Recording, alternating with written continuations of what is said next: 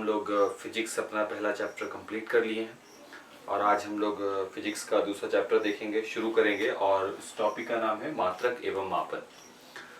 हम लोग क्लास 9 में मात्रक और मापन के से रिगार्डिंग चैप्टर 1 पढ़े होंगे। उसमें भी बहुत जानकारी था मापन के रिगार्डिंग। और अगर किसी वजह से, क्योंकि क्लास 9 हम लोग से 2 साल पुराना हो चुका है, तो इट इज़ ऑब्वियस कि अब वो थोड़ा सा जहन में नहीं रहा होगा। तो हम लोग क्लास 9 अगर हम लोग के जहन में नहीं भी है तो हम लोग अभी उसको फिर से रिफ्रेश करेंगे, क्योंकि एग्जैक्ट वही कंटेंट हमको यहाँ पर जानना है।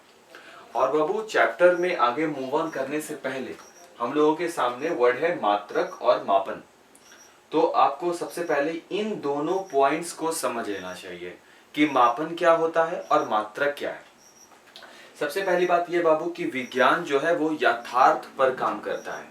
यथार्थ का मतलब होता है कि कोई भी value to be very exact हो, मतलब बहुत ही ज्यादा क्लियर हो।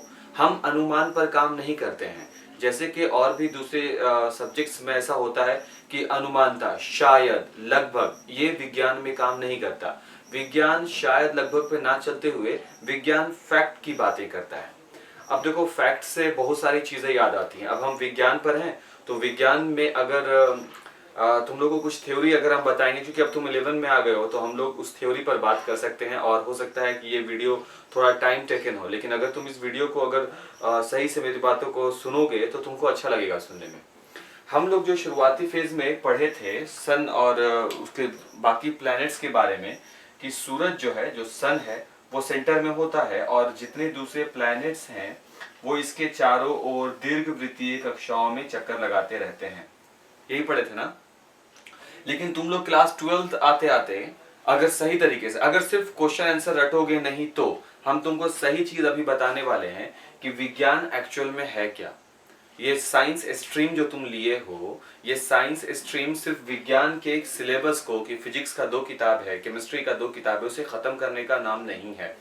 12 तक पढ़ लेने वाले ऐसे मैक्सिमम बच्चे होते हैं जो इन फैक्ट्स को, हालांकि टीचर्स भी नहीं बताते हैं, क्योंकि वो जब देखते हैं कि क्या बच्चे के अंदर उतना पोटेंशियल है, यहाँ पे हम गलती नहीं दे रहे हैं किसी को, हम बता रहे हैं कि टीचर्स को ऐसा लगता है कि नहीं, बच्चे के अंदर इतनी पोटेंशियल नहीं है कि वो इस तरह के कॉन्सेप्ट्स को समझेंगे, तो इस वजह से टीचर्स नहीं बताते हैं। लेकिन जहां तक मेरा अपना बिलीफ है कि कुछ कुछ जानकारियां जो है वो बच्चे के पास होनी चाहिए। अब पता नहीं हम पहले बताए हैं कि नहीं बताए हैं, लेकिन हम तुम लोगों को तो बता ही सकते हैं।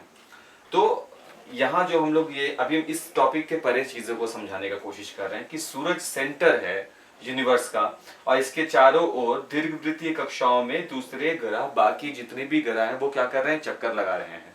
यही है ना कॉन्सेप्ट हम लोगों का। लेकिन जो थ्योरी है वो इसके परे है। थ्योरी ये है कि सूरज भी गैलेक्सी में कहीं पर किसी एक पार्टिकल्स का, बिकॉज क्या पृथ्वी सूरज का परिक्रमा कर रही है? सबसे जरूरी बात तो यही सोचने का। क्या बाकी ग्रह जो हैं वो सूरज की परिक्रमा कर रहे हैं? नहीं, सूरज बस बीच में आ गया है।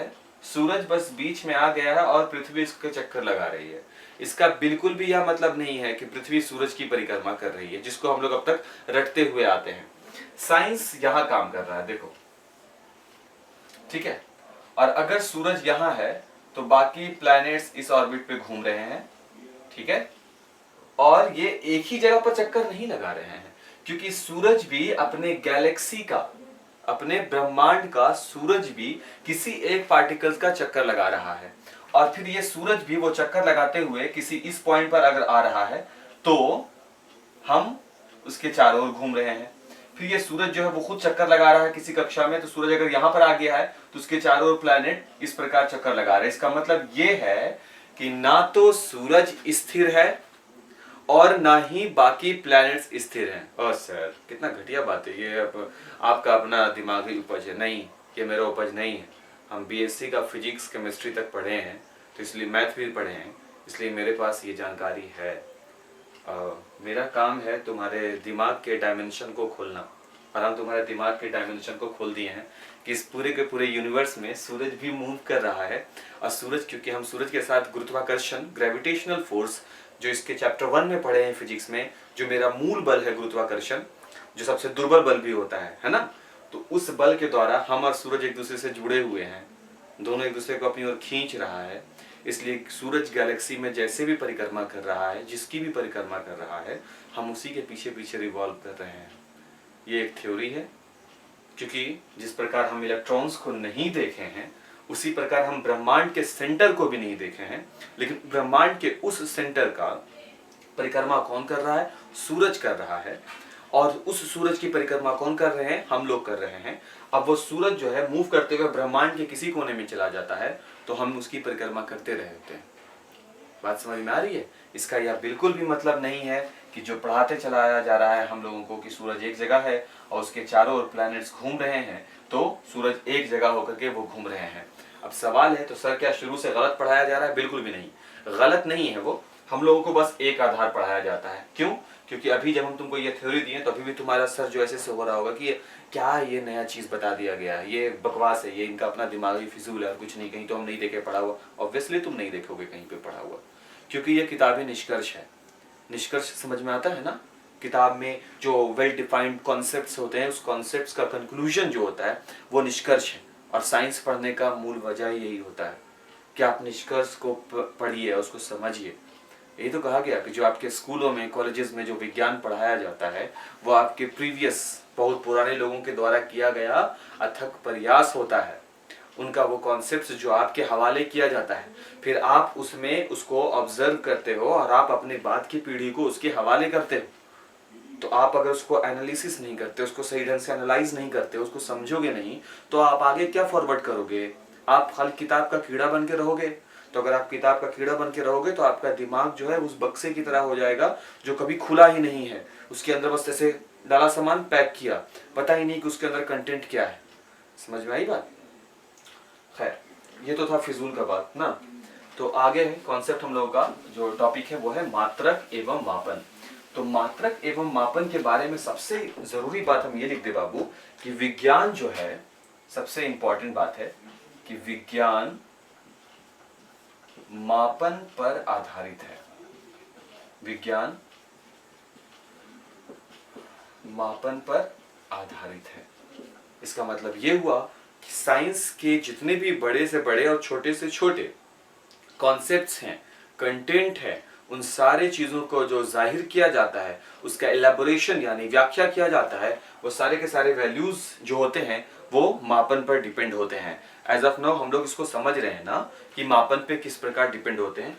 और ये जो विज्ञान है वो मापन पर इस प्रकार आधारित है और इन्हीं कड़ियों को जाहिर करने के लिए, कुछ वैल्यूज को पता करने के लिए हम लोगों को कुछ मात्रकों की आवश्यकता होती है, कुछ एक्सटर्नल एलिमेंट्स की आवश्यकता होती है। वो एलिमेंट्स जैसे कि, एक मिनट, इसका हम एक पॉइंट बना दें कि किसी भी राशि की माप के लिए कुछ मात्रकों की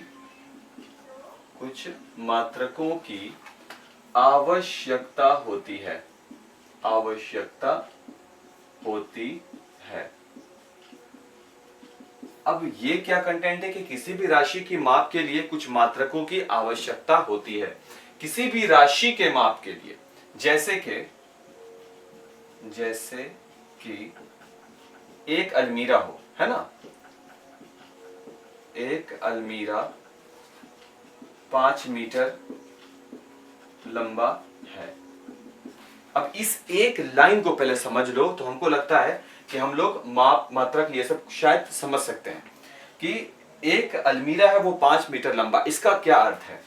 यहां हम लिख रहे हैं कि इसका अर्थ यह है कि, एक मिनट बाबू, इसका अर्थ यह है कि अलमीरा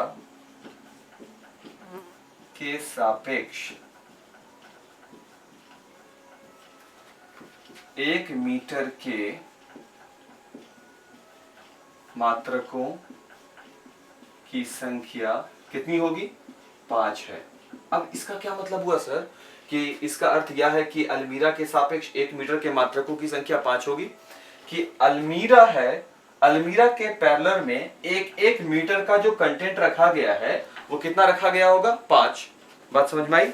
1 मिनट होल्ड करेंगे। ठीक है,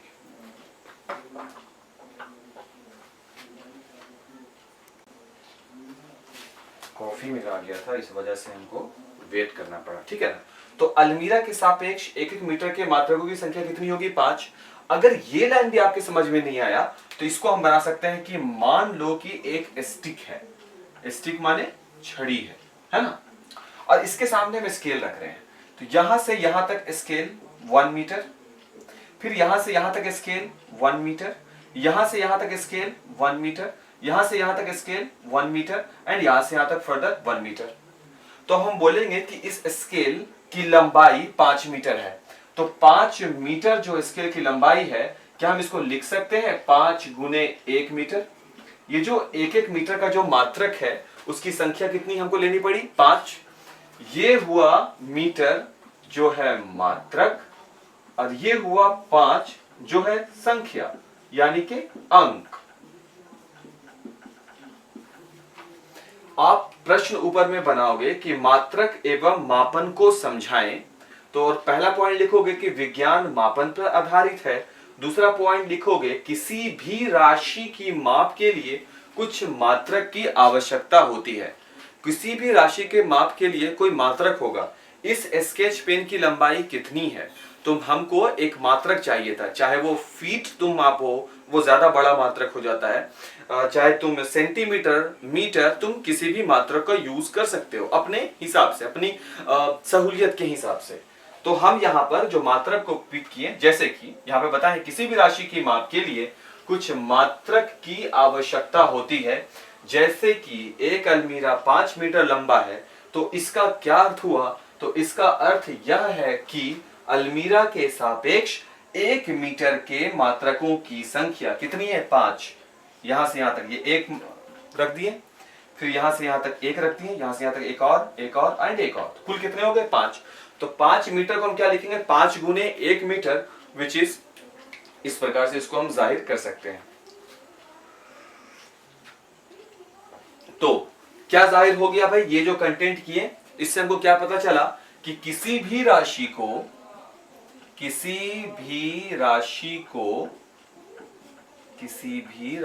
को व्यक्त करने के लिए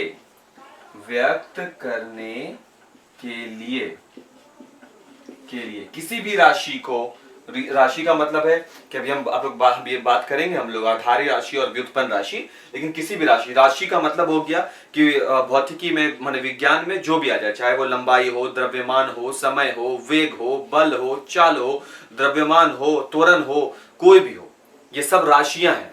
तो किसी भी राशि को व्यक्त करने के लिए दो वैल्यूज को क्या बोलते हैं? मान। दो मान का होना आवश्यक है। किसी भी राशि को व्यक्त करने के लिए 2 मान का होना आवश्यक है। पहला क्या है? एक होना चाहिए मात्रक और दूसरा होना चाहिए अंक। एक है मात्रक होना चाहिए, है ना, और दूसरा कौन होना चाहिए? अंक होना चाहिए या संख्या होनी चाहिए। इसको नोट करोगे, फिर हम इसको समझाएंगे अभी। तो मात्रक क्या होता है? मात्रक होता है जिसमें राशि को व्यक्त किया जाता है। जैसे कि समय के लिए किसको यूज किया जाएगा बाबू? समय के लिए सेकंड को। और अंक क्या होता है?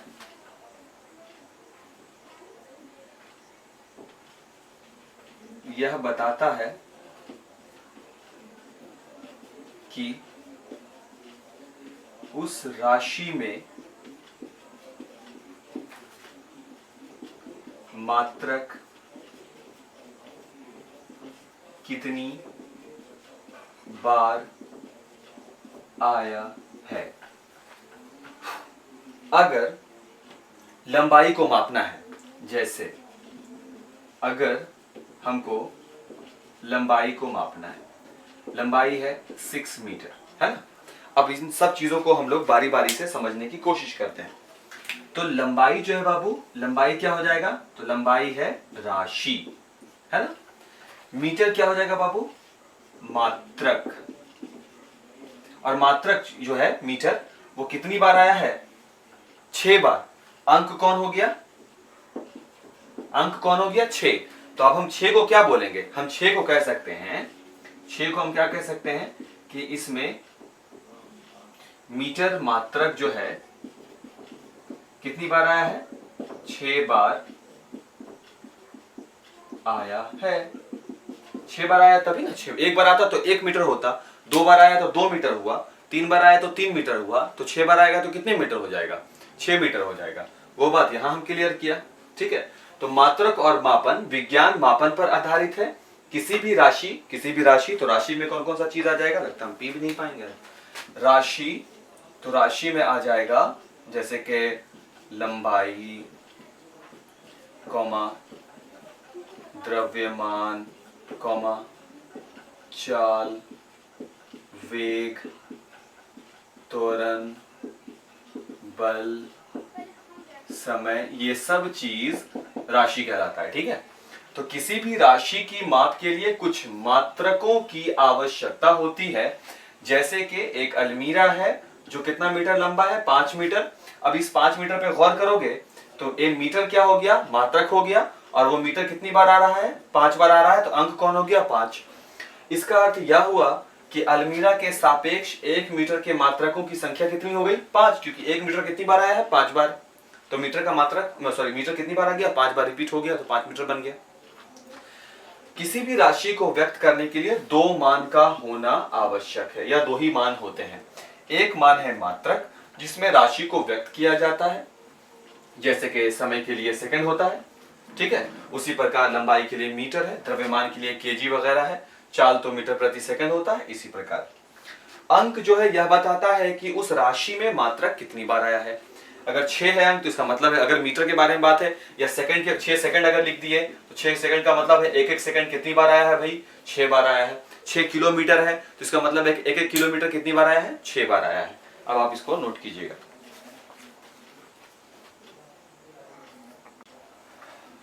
ठीक है। तो हम लोग आगे बढ़ते हैं। उम्मीद करते हैं ये वाला लाइन पूरा समझ में आया होगा। बहुत ही आसान सा चीज़ है बाबू, ज़्यादा कुछ नहीं है। 5 मीटर, इस हमको लगता है यहाँ से लेकर यहाँ तक में बस एक ही चीज़ समझने का है कि 5 मीटर का मतलब होता है एक एक मीटर कितनी बार आया है, 5 बार आया है। मीटर जो मात्रक कहलाता है, 5 जो है वो बता रहा है कि वो मात्रक कितनी बार आया है। अब हम लोग आगे चलते हैं और हम लोग समझते हैं कि राशियाँ किसे कहते हैं, है ना, क्योंकि राशि वर्ड भी यूज हो रहा है। ये राशि, इस राशि का भी एक परिभाषा होना चाहिए। इस क्वेश्चन को पूरा लिखोगे कि मात्रक और मापन का संक्षिप्त विवरण दे, तो ये कंटेंट तुम इसमें जाहिर कर सकते हो, ठीक है।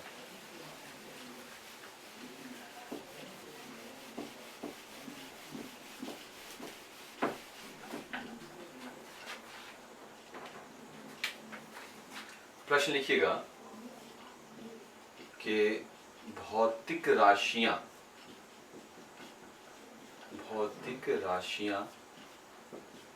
किसे कहते हैं। भौतिक राशियां किसे कहते हैं। भौतिक में बहुत सारे, फिजिक्स में, फिजिकल एंटिटी में बहुत सारे ऐसे नियम होते हैं। एक दो रूल नहीं है, एक दो मेथड्स नहीं है, बहुत सारे नियम होते हैं। इन नियमों को किसी चीज में, किसी टर्म में आपको व्यक्त करना होगा, किसी पद में व्यक्त करना होगा। तो इन नियमों को ही अलग अलग पदों में जो व्यक्त किया जाता है उसे ही हम राशि बोलते हैं। क्या हम कहें कि भौतिक में बहुत सारे नियम होते हैं और इन नियमों को जिन पदों में व्यक्त किया जाता है उसे हम लोग राशि बोलते हैं, जिसे भौतिक राशि बोलते हैं, ठीक है। तो वही हम लिख लेंगे अभी कि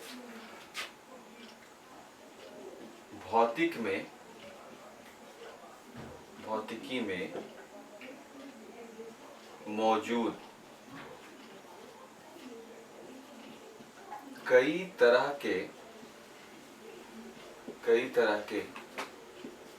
नियमों को जिन पदों में व्यक्त किया जाता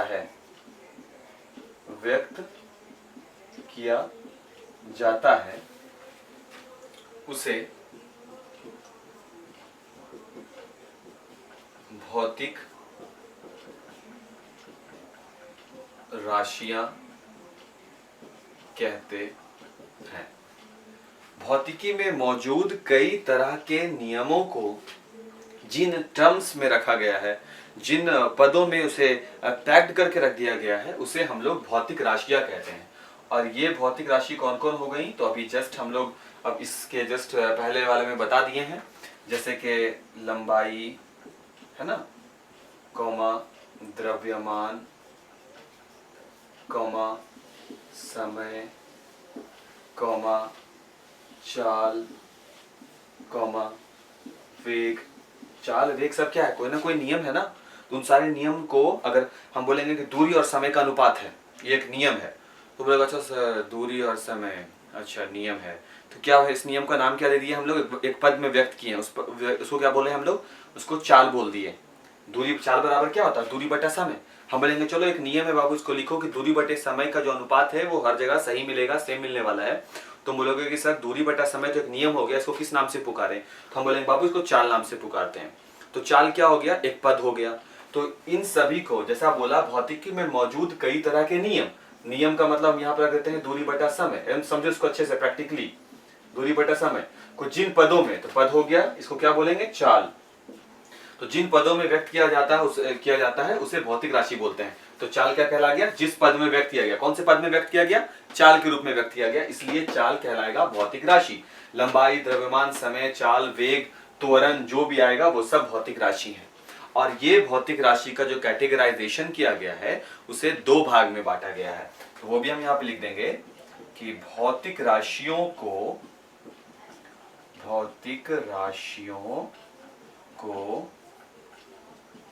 दो भागों में विभक्त किया गया है। भौतिक राशियों को दो भाग में बांटा गया है। नंबर एक कौन सा भाई, आधारी राशि। अब इसके नाम से जाहिर है आधारी राशि, यानी जो बिल्कुल बेस होगा, इसको किसी की सहायता की जरूरत नहीं है व्यक्त करने के लिए। आधारी राशि का मतलब होता है कि ये ऐसी राशियां होती हैं, ये ऐसी राशियां होती हैं जिन्हें व्यक्त करना, ये ऐसी राशियां होती हैं जो स्वतंत्र हैं, इनकी संख्या 7 है। अच्छा लगता है ये कहीं पढ़े हैं, याद करो तो कहाँ पढ़े हैं हम लोग इसको, अपने फिजिक्स के पहले वाले चैप्टर में इससे रिगार्डिंग कुछ पढ़े हैं कि किसे कहते हैं आधारी राशि। भले ना पढ़े हो लेकिन ये आधारी राशि को संख्या 7 होती है, ऐसा कुछ पढ़े हैं? पढ़े होंगे। आधारी राशि वैसी राशियों को कहते हैं जो स्वतंत्र होती हैं। स्वतंत्र का बाबू देखो, इसीलिए हम कह रहे हैं कि प्रीवियस, जैसे कि हम कहें कि जब क्लास भी स्टार्ट हो जाएगा, जब हम कहेंगे कि कल फिजिक्स पढ़ने वाले हैं, तो ये तुम्हारा सबसे ज़्यादा ज़रूरी काम ये होगा कि तुम अपने प्रीवियस चैप्टर को रीड करोगे। आदत छोड़ना नहीं है। 10th में अगर तुम अच्छा कुछ कर पाए हो वो इसलिए क्योंकि तुम रेगुलर एक्सरसाइज किए हो, समझ रहे हो ना। तो अगर रोज एक्सरसाइज, अगर इस आदत को अगर तुम आज छोड़ दोगे तो फिर से इस आदत को डेवलप होने में 1 साल लग जाएगा। और वो 1 साल जो है क्यों कैसे गुजरेगा ना, तुम्हारे सामने बेस्ट एग्जांपल है 2020 का, ठीक है, ये कैसे गुजरा है 1 साल, ठीक है ना। तो आधारी राशि ऐसी राशियां होती हैं जो स्वतंत्र होती हैं, बिल्कुल फ्री होती हैं, और इनकी संख्या कितनी होती है, 7 होती है।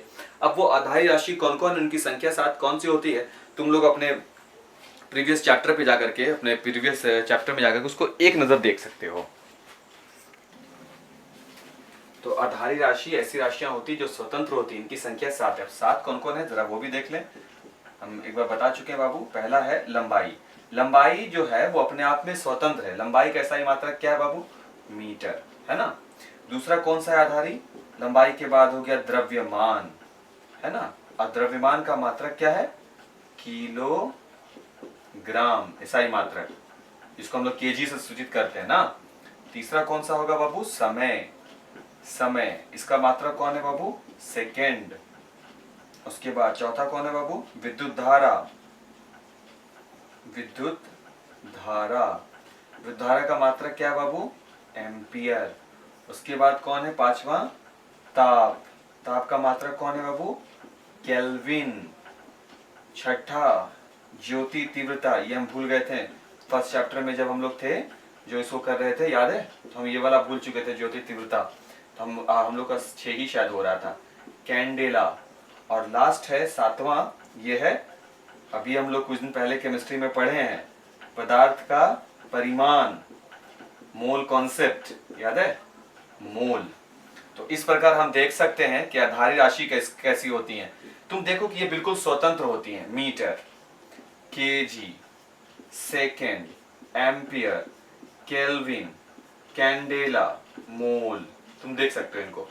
कोई स्क्वायर स्क्वायर नहीं लगा हुआ, लेकिन अगर उसी के बिहाफ में अगर हम क्षेत्रफल लिखेंगे तो बोलोगे सर क्षेत्रफल मीटर स्क्वायर। स्क्वायर का मतलब क्या हो गया? मीटर गुने मीटर। इसका क्या मतलब है? क्षेत्रफल को व्यक्त करने के लिए कितने मीटर की आवश्यकता हुई? 2 मीटर की आवश्यकता हुई। या फिर आयतन जब तुम करोगे तो आयतन भी अकेला नहीं आएगा, मीटर गुने मीटर, ऐसा आएगा ना। तो इसको व्यक्त करने के लिए कितने मीटर की आवश्यकता हो गई? 3। तो ऐसी राशियां जिसे व्यक्त करने के लिए आपको किस पर डिपेंड रहना पड़ा है? मीटर क्या है? मीटर क्या है? मीटर लंबाई का मात्रक है। लंबाई क्या है? आधारी राशि। तो ऐसी राशियां जिसको व्यक्त करने के लिए आपको आधारी राशि की आवश्यकता होती है, उसे हम कौन सी राशि बोलेंगे? उसे हम लोग व्युत्पन्न राशि बोलेंगे। तो खा नंबर में हम पॉइंट अपना शुरू करेंगे, वो है व्युत्पन्न राशि, है ना। व्युत्पन्न राशि क्या हो गया? ऐसी राशियां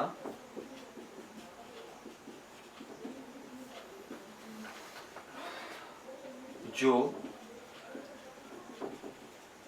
आधारी राशि पर आश्रित हो। मतलब ऐसी राशि जो आधारी राशि पर आश्रित हो, यानी कि डिपेंड हो। अब जैसे में हम रख सकते हैं, अभी हम फिर से इसको हम समझा देते हैं बाबू, कि क्षेत्रफल को व्युत्पन्न राशि क्यों बोल रहे हैं, आयतन को हम व्युत्पन्न राशि क्यों बोल रहे हैं। सर आप इसको एक बार फिर से डिफाइन कीजिए। तो हम बोलेंगे बिल्कुल, हम तुमको फिर से बताते हैं कि हम इसको ऐसा क्यों कह रहे हैं। लंबाई क्यों है आधारी राशि? तो हम बोलेंगे बाबू जब तुम लंबाई लिखते हो तो इसका बस एक मात्रक लिखा जाता है। क्लियर हो गया बात? लेकिन बाबू जब तुम क्षेत्रफल लिखते हो तो क्षेत्रफल को किस में लिखोगे? या तो मीटर स्क्वायर या सेंटीमीटर स्क्वायर में लिखोगे ना। तो इस मीटर स्क्वायर को अगर तुम तोड़ोगे तो क्या लिखाएगा? मीटर गुने मीटर। सही है। और अकेला मीटर किसका मात्रक होता है? लंबाई का। तो यहां पर हमको किसकी आवश्यकता हुई? क्षेत्रफल को व्यक्त करने के लिए किसकी आवश्यकता हो रही है? इनडायरेक्टली बोला जाए तो लंबाई की आवश्यकता हो रही है ना। तो क्षेत्रफल को व्यक्त करने के लिए लंबाई की आवश्यकता हो रही है। लंबाई क्या है मेरा? आधारी राशि है। तो यानी जिस राशि को व्यक्त करने के लिए हमको आधारी राशि पर आश्रित होना होता है, वो राशियां क्या कहलाती हैं? व्युत्पन्न राशि कहलाती हैं। वही तो चीज हम लिखा है, इसको हम यहाँ पर प्रूव भी कर रहे हैं। आयतन को अगर लिखना है तो आयतन क्या होता है? सिर्फ मीटर क्यूब, सेंटीमीटर में भी लिखेंगे ना तब भी तो यही वैल्यू बनेगा ना बाबू, मीटर क्यूब। या फिर हम आयतन को लिखेंगे सेंटीमीटर गुने सेंटीमीटर गुने सेंटीमीटर, क्या बनेगा? Centimetre cube. तो ये सब किसका मात्रक है? मीटर हो या सेंटीमीटर, सब लंबाई का ना मात्रक है। तो अगर ये लंबाई का मात्रक है तो इसका मतलब क्या है कि आयतन को व्यक्त करने के लिए आप किस पर डिपेंड हो गए? लंबाई पर डिपेंड हो गए, यानी फिर से आप आधारी पर ही डिपेंड हो। तो इसका क्या अर्थ है? इसका अर्थ है कि एक ऐसा मात्रक जिसको डिफाइन करने के लिए, जिसको परिभाषित करने के लिए हम किस पर डिपेंड हो गए? अपने पूर्व मात्रक यानी आधारी, अपने बेस पर ही डिपेंड है। तो इसलिए हम ये कह सकते हैं कि लंबाई क्या है हम लोगों का? आधारी मात्रक हो, सॉरी आयतन क्या हो गया हम लोगों का? व्युत्पन्न राशि हो गया। तो यहाँ पर हम इसको डिफाइन किए हैं, यहाँ पर उसको लिख भी दिया है। ठीक है, इसको आप नोट कीजिएगा ताकि हम मिटा सकें। चर्चा कर ले एक बार कि भौतिक राशि किसे कहते हैं। तो भौतिक में मौजूद कई तरह के नियम होते हैं। इन नियमों को अलग अलग पदों में व्यक्त किया जाता है और उन पदों को ही हम लोग क्या बोलते हैं, भौतिक राशि बोलते हैं। भौतिकी में कई तरह के नियम होते हैं, उन नियमों को अलग अलग टर्म्स में जाहिर किया जाता है। उन टर्म्स को हम लोग क्या बोलते हैं, उन टर्म्स को हम लोग बोलते हैं भौतिक राशि। यहाँ पर लंबाई, द्रव्यमान, समय, चाल, वेग, क्षेत्रफल, आयतन सब आ जाएगा भौतिक राशि में। फिर इस भौतिक राशि का हम लोग क्या किए, कैटेगराइजेशन किए, बंटवारा। और वो बंटवारा कितने भाग में हो गया, 2 भाग में। एक भाग कहलाता है आधारी राशि और दूसरा भाग कहलाता है व्युत्पन्न। यानी इन सब राशियों को फिर बाद में क्या किया गया, बाइफरकेट किया गया, तोड़ दिया गया। तोड़ने के बाद इसको 2 भाग में बांट दिया गया। ये कहला गया आपका आधारी राशि, ये जो स्वतंत्र है राशि वो आधारी है, और जो स्वतंत्र नहीं है, जो 2 होगा 3 होगा आपसी मेल है, तो उन राशियों को कहा गया व्युत्पन्न राशि, क्योंकि ऐसी राशियां दूसरे से फेच करके आपके पास लाई गई हैं। तो बस वही कंटेंट है, यहाँ पर आप इसे नोट करेंगे ताकि हम इसको वाइप कर सकें। क्या किसी को ऐसा भी लग रहा है कि सर यहाँ पर क्षेत्रफल, आयतन और भी दूसरा कुछ एग्जाम्पल दीजिए, ऐसा लग रहा है क्या? और भी हम एग्जाम्पल यहाँ पर दे सकते हैं। अगर यहाँ नहीं लिखे हैं तो भौतिक राशि में एक और चीज डाल देते हैं, बल। और बल का अगर हम यहाँ नहीं किए हैं तो बल जरूर इसमें आने वाला है, तो हम जैसे में एक और लिख सकते हैं बल। अब बल को कहते हैं फोर्स। फोर्स का फॉर्मूला होता है ma, F is equal to ma। m से किसको सूचित किया जाता है, तो m इज इक्वल टू होता है मास। मास बोलते हैं किसको बाबू, द्रव्यमान को, है ना। a इज इक्वल टू होता है एक्सीलरेशन, LERATION। एक्सेलरेशन किसको बोलते हैं बाबू, त्वरण को, सही है। अब हम यहाँ पर क्या देखते हैं कि फोर्स अपने आप में अकेली राशि नहीं है, बल्कि ये 2 का मल्टीप्लीकेशन है। ये साफ जाहिर है कि 2 का मल्टीप्लीकेशन है, और वो मल्टीप्लीकेशन किसका है, मास यानी द्रव्यमान का, और साथ में त्वरण का भी। तो द्रव्यमान कैसी राशि है, द्रव्यमान आधारी राशि है, और ये अपने आप को व्यक्त करने के लिए आधारी राशि का सहारा ले रहा है। इस प्रकार हम कह सकते हैं कि बल भी एक व्युत्पन्न राशि होगी। बात समझ में आ रही है मेरी? ठीक, चलिए तो हम इसको मिटाते हैं और मात्रक पर आते हैं।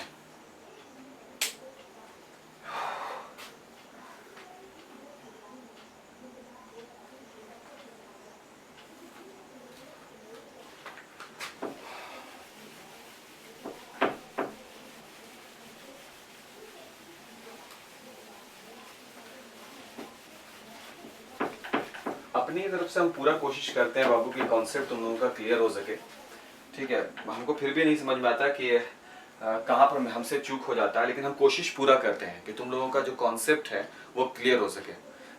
जो वैसा बंदा जो कि रोज पढ़ता है, तुम किताब का भी तुम सहारा ले सकते हो। पढ़ाई जो है ना, ये ऐसा चीज है बाबू कि आप जितना ज्यादा इसको पढ़ोगे उतना ज्यादा कुछ आपको देखने के लिए मिल सकता है। हाँ, समझने नहीं, देखने के लिए मिल सकता है, क्योंकि आप फिर इन चीजों को देखने लग जाते हो। शुरुआत में केवल इसको पढ़ा जा रहा होता है, आप पढ़ते हो, किताब के कंटेंट को ऐसे उठाते हो, उठा के ऐसे छाप देते हो, तो वो होता है सिर्फ पढ़ना और छापना। लेकिन जिस दिन आप इसको समझने लग जाते हो तो समझ लो कि आप उसको देख रहे हो, और देखने वाली चीज ज्यादा समझ में आती है। फिल्म की स्टोरी देखोगे, तुम स्क्रिप्ट नहीं पढ़ते हो, लेकिन जब स्टोरी चलती है तुम्हारे सामने, तुम उसको अच्छे तरीके से समझते हो, क्यों, उसको तुम बोल भी सकते हो। इसी तरीके से पढ़ाई भी होता है। अगर तुम इसे जुड़ते हो, इस चीज को अच्छे से अडॉप्ट करते हो, तो ये बहुत ही अच्छा है। अब फिर एक और बात हम बताएंगे, आज ये लगता है कि आज फैक्ट का दिन ही है। जैसे कि शरीर के बारे में बात करते हैं, इंसान का शरीर। ऊर्जा संरक्षण का नियम क्या था कि ऊर्जा का ना तो निर्माण किया जा सकता है और ना ही विनाश किया जाना संभव है, ठीक है।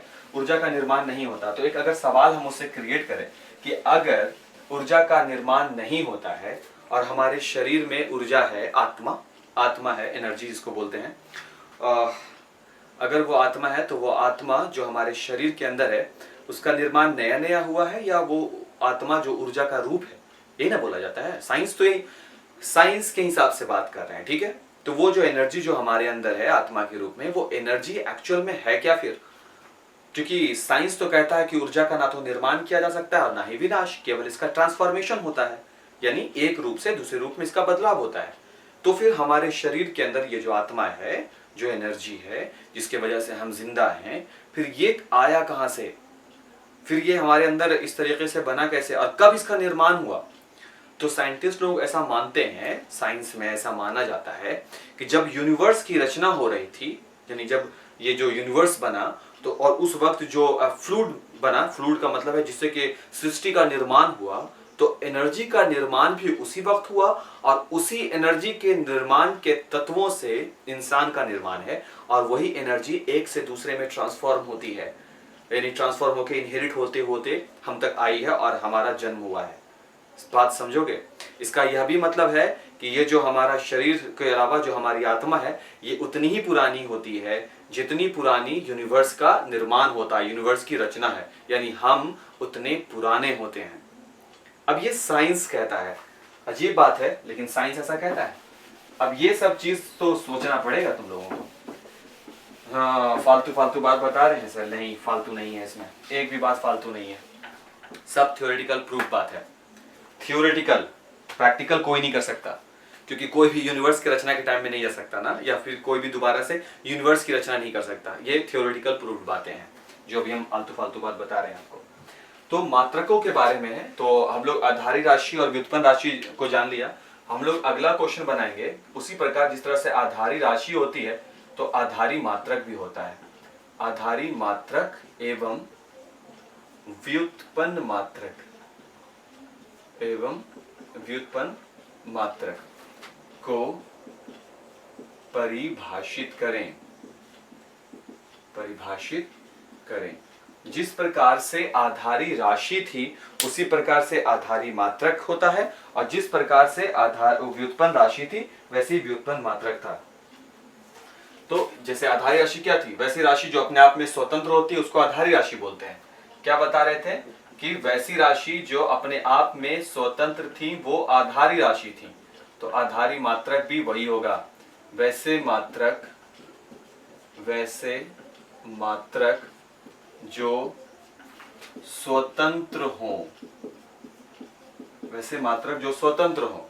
अब स्वतंत्र मात्रक कौन से होंगे? तो जो आधारी राशि का मात्रक होंगे, जैसे कि लंबाई का मात्रक कौन? मीटर। जैसे द्रव्यमान का मात्रक कौन? केजी। जैसे समय का मात्रक कौन? सेकेंड। ये सब क्या हुआ था? ये सब आधारी राशि थी। तो इन आधारी राशियों के मात्रक कौन हो गए? Metre, kilogram, second. ये सब क्या कहलाएंगे? ये सब कहलाएंगे आधारी मात्रक। कितना इजी है ना? अगर आप आधारी राशि को समझ रहे हो तो आप आधारी मात्रक को समझ सकते हो उतनी आसान से। और ख नंबर में बनाएंगे व्युत्पन्न मात्रक।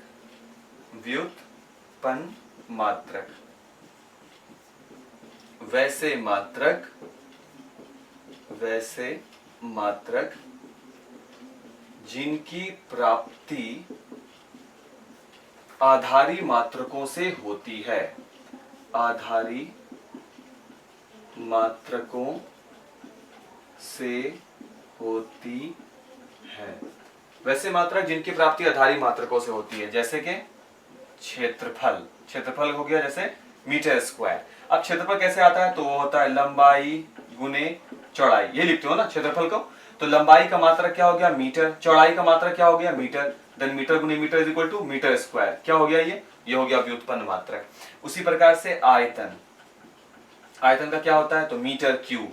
कैसे हो गया? तो सर लंबाई को चौड़ाई से गुना करते हैं, उसमें ऊंचाई से गुना कर देते हैं। तो लंबाई हो गया मीटर, चौड़ाई हो गया मीटर, ऊंचाई हो गया metre is equal to metre cube.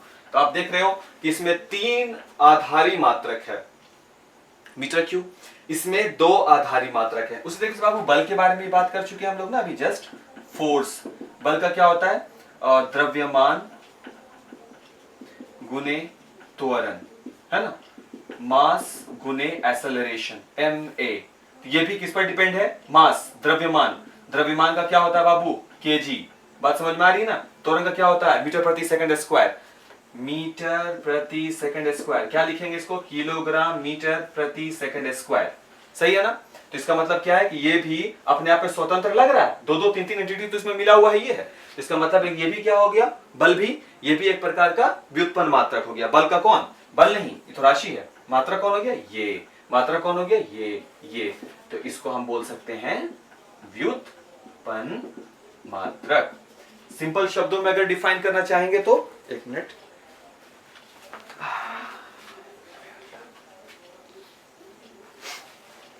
तो सिंपल शब्दों में अगर इसको डिफाइन करना चाहेंगे तो हम इसको कैसे बोलेंगे? आधारी मात्रक किसे कहते हैं? तो आधारी राशियों के मात्रक आधारी मात्रक कहलाते हैं। इसको हम या करके लिख सकते हैं कि आधारी राशियों के मात्रक आधारी मात्रक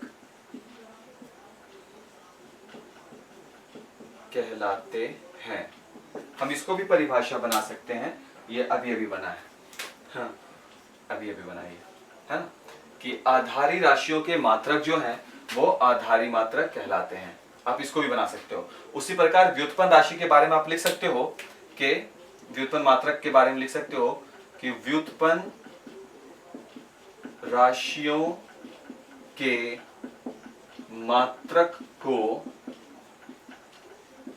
व्युत्पन्न मात्रक कहते हैं। किसको? व्युत्पन्न राशि के मात्रकों को व्युत्पन्न मात्रक कहते हैं। जैसे कि क्षेत्रफल एक व्युत्पन्न राशि है, इसका मात्रक मीटर स्क्वायर है, तो ये एक व्युत्पन्न मात्रक हो गया। आयतन एक व्युत्पन्न राशि है, इसका मात्रक मीटर क्यों यहां दिख रहा है, यह एक व्युत्पन्न मात्रक हो गया। बल के लिए किलोग्राम मीटर प्रति सेकंड स्क्वायर दिख रहा है, ये एक व्युत्पन्न राशि है, तो ये एक व्युत्पन्न मात्रक हो गया। इस प्रकार हमको दोनों ही वैल्यू मिल चुका है। ठीक है,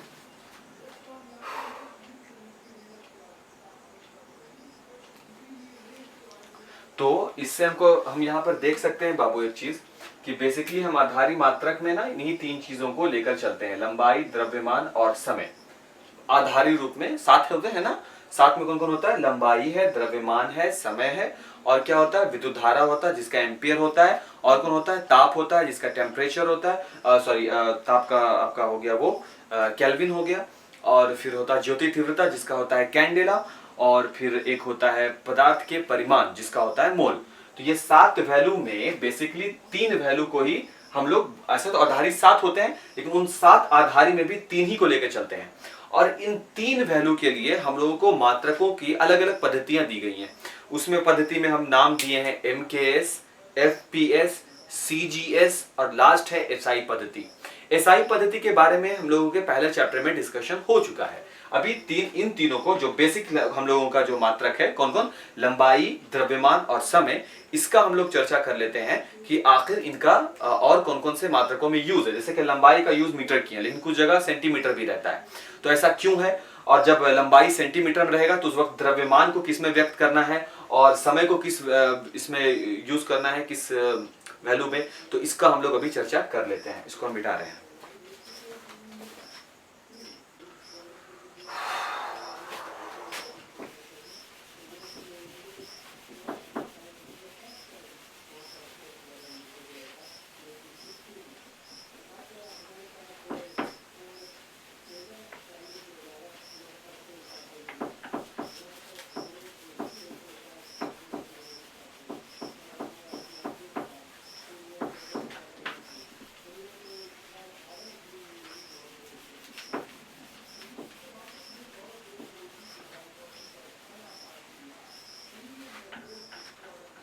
कभी ना स्केच पेन बहुत स्टिकी हो जाता है, ये मिटता ही नहीं है।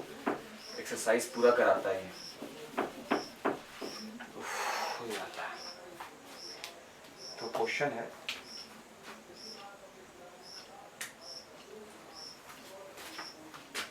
क्वेश्चन आप बनाएंगे कि पूरे विश्व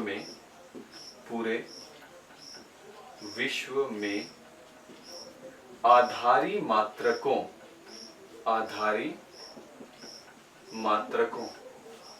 क्वेश्चन क्या है? पूरे विश्व में आधारी मात्रकों की कौन सी पद्धति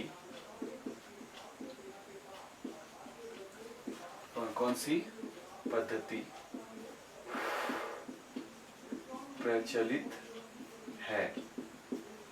पूरे विश्व में आधारी मात्रकों की कौन सी पद्धति प्रचलित है? तो आधारी मात्रक का मतलब हमको यहाँ पर पूरे अपने 7 वैल्यूज के बारे में बात नहीं हो रहा है, यहाँ पर बात है केवल 3 के बारे में। अब वो आधारी मात्रक में वो 3 वैल्यू कौन कौन हम लोग रखने वाले हैं? यहाँ हम लोग रखने वाले हैं लंबाई, द्रव्यमान, और इसके बारे में बात है बाबू समय। यही 3 बदलता है बार बार। लंबाई, द्रव्यमान, समय के लिए अलग अलग वैल्यूज हैं। ज्योति तीव्रता कैंडेला ही रहने वाला है, पदार्थ का परिमाण मोल ही रहने वाला है, विद्युत धारा एम्पियर ही रहेगा और ताप जो है वो केल्विन ही रहेगा। लेकिन ये बदलेंगे, तो ये कौन कौन से रूप में कौन कौन सा विधि प्रचलित है इसका? तो सबसे पहला जो है प्रचलित है वो है FPS पद्धति। अब ये FPS पद्धति क्या है? तो लिखेंगे कि इस पद्धति में, कैसे लिखा है, इस पद्धति में लंबाई F, लंबाई किसमें? फुट में, फुट, द्रव्यमान पाउंड में, और लास्ट है S यानी समय, समय सेकंड में व्यक्त किया जाता है। FPS पद्धति में लंबाई को फुट में, द्रव्यमान को पाउंड में और समय को सेकंड में व्यक्त किया जाता है। अगर हम कोई मैथ बना रहे होंगे, कोई कैलकुलेशन दिया हुआ होगा जहां लंबाई किसमें होगा दिया हुआ? फुट वैल्यू में दिया हुआ होगा, तो अगर द्रव्यमान चाहे किसी भी किलोग्राम ग्राम में हो, उससे कोई फर्क नहीं पड़ता, आप उसके वैल्यू को किसमें कन्वर्ट करोगे? पाउंड में कन्वर्ट करोगे। लंबाई फुट में है तो इसके बारे में कुछ कुछ वैल्यूज है, तो हम शायद हम उसको लिख लें कि 1 फुट में होता है 12 इंच, है ना, और 1 इंच में होता है 2.54 सेंटीमीटर। पाउंड के बारे में है तो 1 पाउंड इज इक्वल टू होता है 454 ग्राम। ठीक है, और समय का सेकंड तो क्लियर है। तो ये 2-3 वैल्यू है, इसको ध्यान रख लोगे बाबू, बहुत इंपॉर्टेंट है कि 1 पाउंड इज इक्वल टू 454 ग्राम। अगर वैल्यू ग्राम में होगा या किलोग्राम में दिया हुआ होगा तो फिर आप उसको पाउंड में कैसे कन्वर्ट करोगे, अगर आपको यही एंटिटी, यही तरीका नहीं मालूम होगा तो। इसी प्रकार 1 foot is equal to 12 inch है, 1 inch is equal to 2.54 centimetre है। इससे पहले चैप्टर 1 में न्यूमेरिकल्स में भी हमको ये सब मिला था, ये उसी से जुड़ा हुआ है, ध्यान रखिएगा। FPS पद्धति हो गया। दूसरा है पद्धति MKS पद्धति। MKS जैसा कि नाम से जाहिर है कि इस पद्धति में लंबाई m है ना, तो लंबाई किसमें होगा? m से मीटर, लंबाई मीटर में, k यानी द्रव्यमान किलोग्राम में, है ना,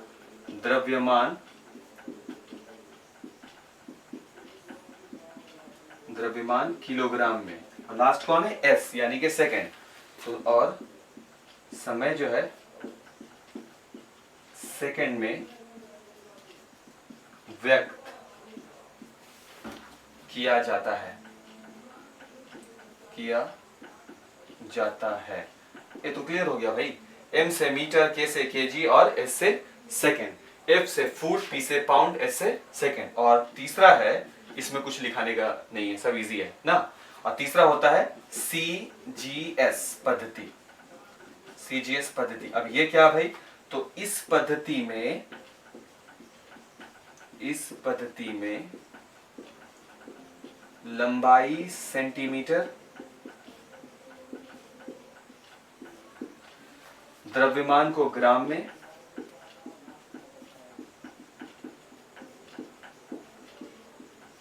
तथा समय सेकंड में रहता है। देखो बहुत इंपॉर्टेंट बात है बाबू, इस बात का ध्यान रखिएगा कि जब लंबाई फुट में होगा तो द्रव्यमान किस में होना चाहिए? पाउंड में। और समय एक ऐसा एंटिटी है जो हर जगह और हमेशा ही सेकंड में ही रहता है, समझ रहे हो ना?